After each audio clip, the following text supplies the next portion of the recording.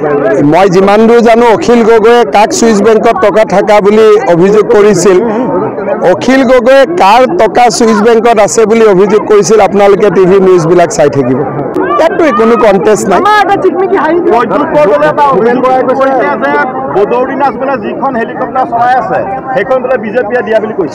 কংগ্ৰেছ হ'ল এটা পুৰণা নোট, না তেওঁলোকৰ কথা কোনোবাই শুনে না কংগ্ৰেছৰ কথা ক'লে কোনোবাই ভোট দিয়ে। গতিকে অসমৰ সাংবাদিকসকলে মোক খালি কংগ্ৰেছৰ কথা সোধে, পাব্লিকটো কোনেও নুসুধে। সাংবাদিকসকলে এতিয়াও পুৰণা নোট ইউজ কৰি আছে নেকি?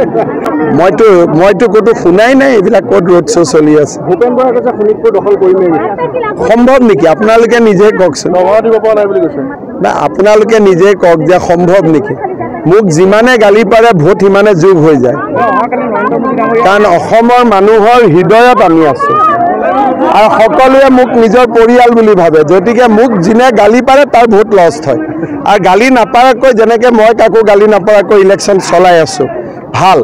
মোক গালি গালাজ কৰিলে ভোট কমি যায়। সেই বস্তুটো এতিয়াও বিৰোধী পক্ষই এই ইলেকশ্যনৰ পিছত বুজিব।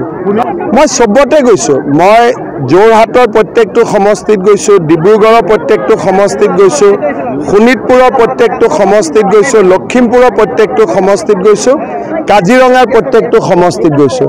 সেইকাৰণে মাজে মাজে যোৰহাটৰ এমপিজনে ভাবে হিমন্ত বিশ্ব শৰ্মা অকল যোৰহাটত আহি আছে, আকৌ ডিব্ৰুগড়ৰ লুৰিণজ্যোতি গগৈয়ে ভাবে হিমন্ত বিশ্ব শৰ্মা অকল ডিব্ৰুগড়ত আহি আছে।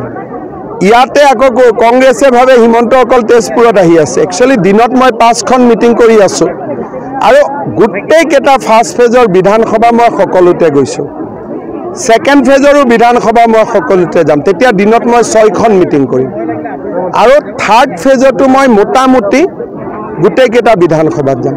হাৰিব 3 লাখমান ভোটত, মিনিমাম 3 লাখ ভোটত হাৰিব। আৰু কোনোবা মানুহে যি মানুহৰ কোনো পাৰফৰ্মেঞ্চ নাই, কলিয়াবৰত 10 বছৰ MP আছিলে, কলেজ এখনতো কলিয়াবৰত বনাব পৰা নাই।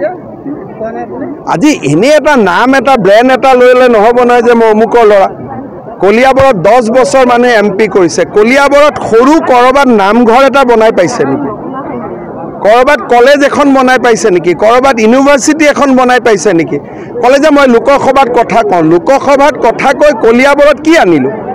এটা ইণ্ডাষ্ট্ৰী আনিলোঁ, এটা ৰিফাইনেৰী আনিলোঁ, কি আনিলোঁ আমি? একোতো পাৰফৰ্মেঞ্চ নাই, নীল পাৰফৰ্মেঞ্চ, হয় নহয়?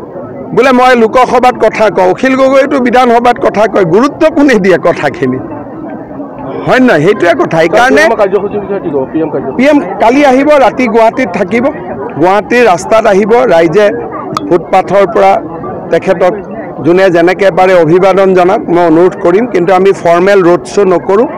17 তাৰিখে নলবাৰীত তেখেতে জনসভা সম্বোধন কৰিব, বহুত মানুহ হ'ব। তেজপুৰত এতিয়া ৰোড শ্ব' আছে,